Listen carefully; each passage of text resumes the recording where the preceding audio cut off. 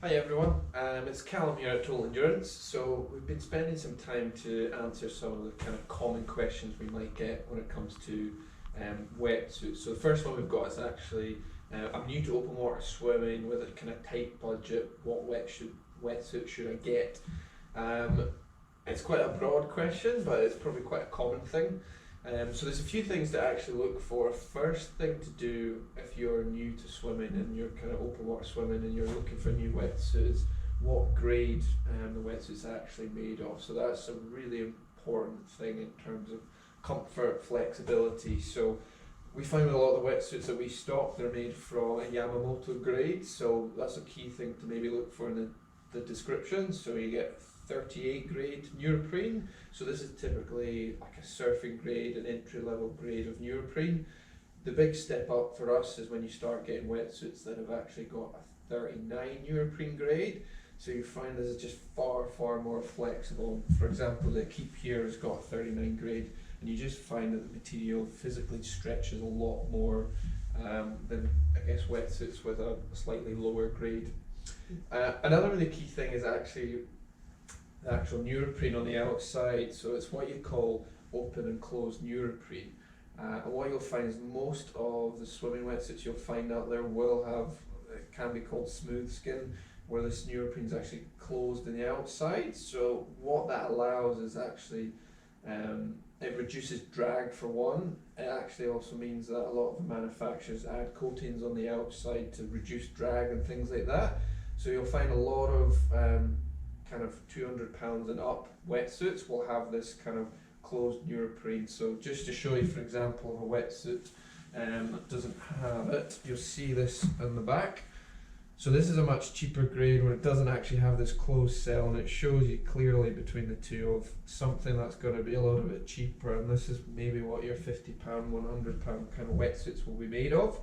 So what this does is it allows water to be absorbed quite easily, and that's not what you want for swimming faster, and it's just generally not what you would want from your kind of open water wetsuits. So looking for that kind of smooth skin or closed cell neoprene is a really vital thing if you are looking. So worth having a look in the pictures, videos, if anything, of pictures of the wetsuits that you can find. So that's a really kind of key thing. Another thing to kind of bear in mind is buoyancy. So it's a thing that's maybe not talked about a lot, but for us as open water swimmers, if we're doing front crawl, we want to be in a horizontal position in the water. What you'll find is a lot of, especially guys, that they tend to find their hips and their legs will just sink, and that just, what it does is produces a lot of drag. So you really want something that's going to offer a little bit of extra buoyancy through the lower body. So usually what that means is that the wetsuit will be just a little bit thicker through the lower body. So quite often maybe it's 5 mils thick through the lower body. So that's what's providing the extra buoyancy. What you'll find as well is through the upper body it will be maybe 2-3 mils thick. And again, it's just to add a little bit of flexibility.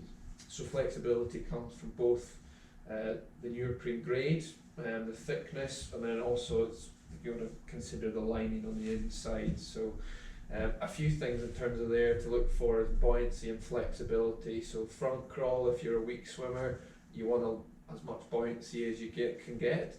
If you're quite a strong swimmer, then actually you're probably a little bit more worried about flexibility.